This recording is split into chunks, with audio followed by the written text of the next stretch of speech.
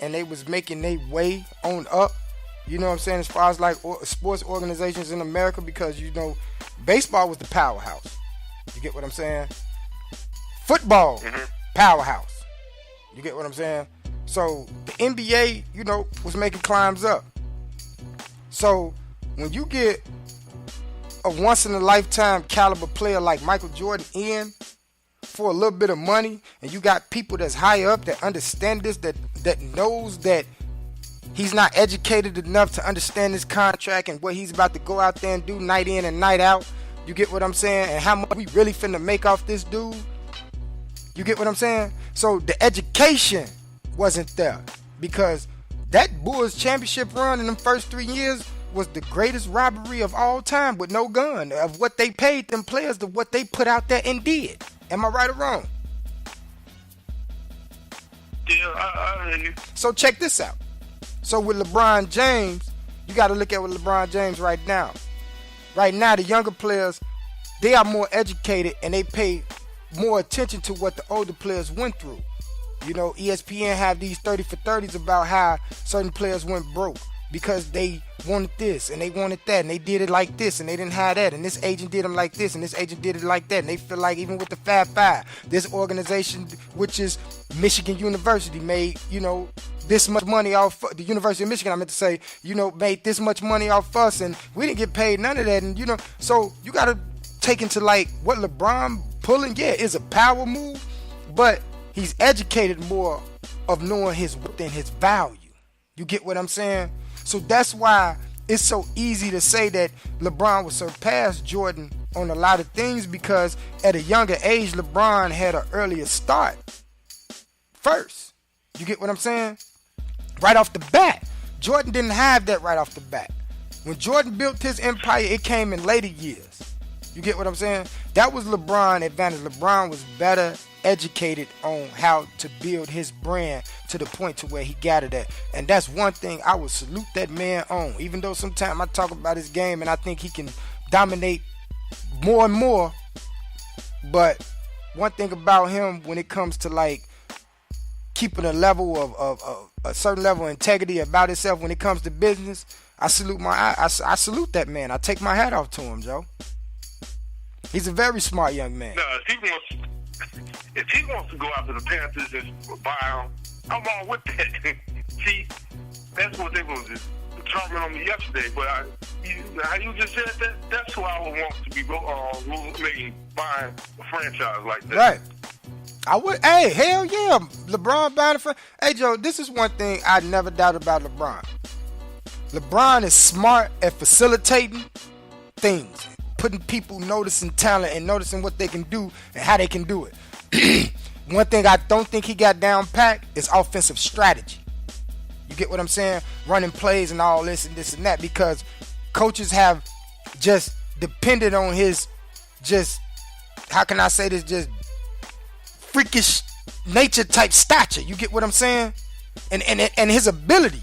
You know what I'm saying? I seen the dude turn his ankle and it looked like this dude finna be out. And he come right back in and didn't miss a beat. You get what I'm saying? So I think no significant injury at all. At all. So I think coaches looked at him and looked at what type of specimen he was and was like, man, how can we coach something that's basically unbreakable almost?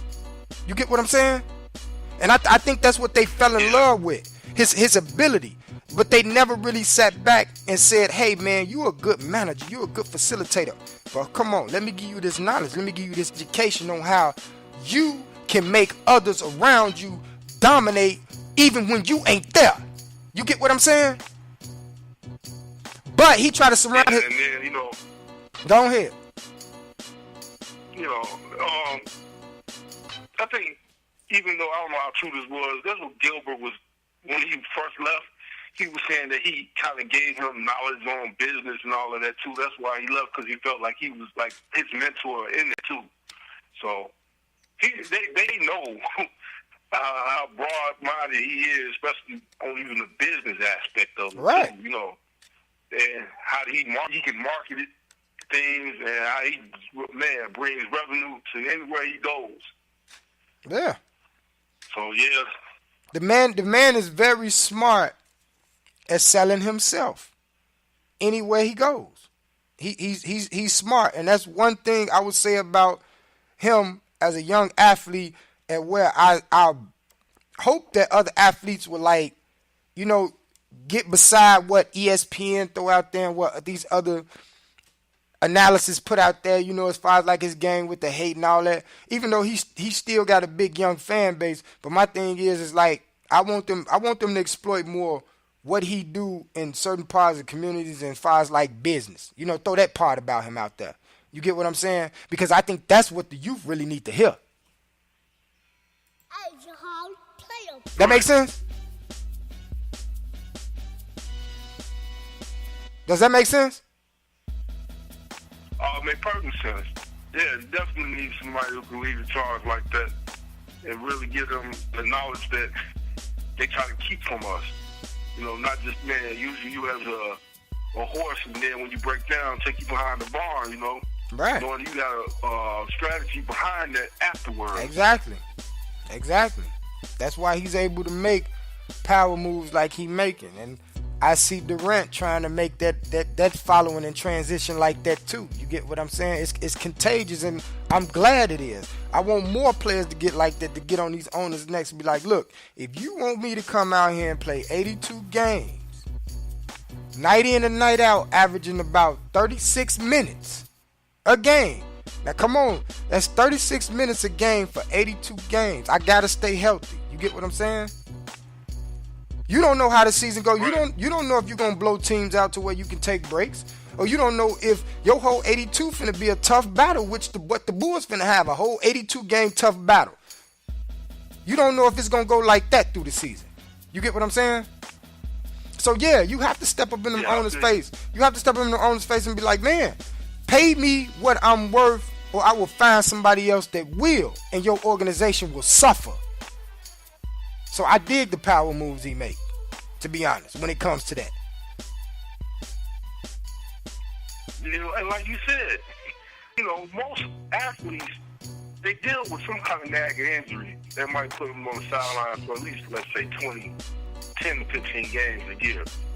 I really never seen that with LeBron. I mean, talking about freakish, man, I ain't even talking about what he's doing on court, just being able to keep doing what you're doing and not having to sit out in a long time like that. Man, I ain't never seen that in any sport. Right. I think the most LeBron ever sat out, to my knowledge, is like 2 to maybe 3 games in a row. Like, seriously. He ain't the GOAT. Shit, Pop does. That's what this player is. Hey, he ain't the GOAT. But he's one hell of a fucking athlete, man. And that's one thing I always took he's one hell of a fucking athlete, man. Like, straight up. He's one hell of an athlete. But right. We're going to go on here. We're going to wrap up the show, man. Any shout-outs you want to put out there? Oh, man, shout out to Mother Nature that's keeping everybody in, man. Ain't nothing really going on right now. Cold the motherfucker. I guess, yeah. And shout out to, what I'm saying, of course, you and the radio show, and you doing this call in. Trying to be live and consistent, man. Yeah, we don't check scoreboards here. We bring A games. Hey, man, don't even stop, man. Don't even do that, man.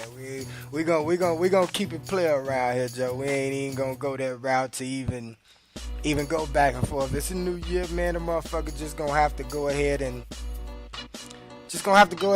step forward and make it better, and play keep up.